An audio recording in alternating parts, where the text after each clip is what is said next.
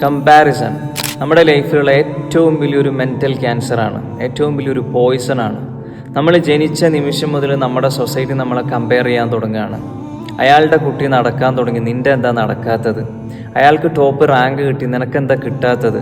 ഓൾക്ക് നല്ല ജോബ് കിട്ടി, നിനക്ക് എന്തുകൊണ്ട് കിട്ടിയില്ല? അവരൊക്കെ വെൽ സെറ്റിലായി, നീ എന്തുകൊണ്ട് ഇപ്പോഴും സെറ്റിലായില്ല?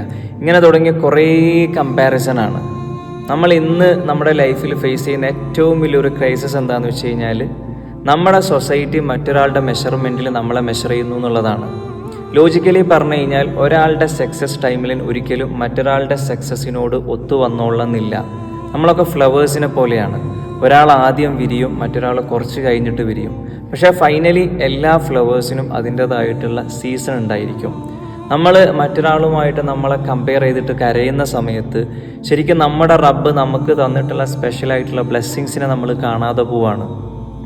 പലസ്തീനിലെയും സുഡാനിലെയൊക്കെ കുട്ടികൾ അനുഭവിക്കുന്ന ക്രൈസിസ് നമ്മൾ വീഡിയോസിലൂടെ കാണുന്ന സമയത്ത് ശരിക്കും നമ്മുടെ ബ്ലെസ്സിങ്സിനെ കുറിച്ചിട്ട് നമ്മൾ കോൺഷ്യസ് ആവുകയാണ് ചെയ്യേണ്ടത്, കമ്പയർ ചെയ്യല്ല വേണ്ടത്. അതുകൊണ്ട് നമ്മൾ കമ്പാരിസൺ കംപ്ലീറ്റ്ലി ഒഴിവാക്കുക.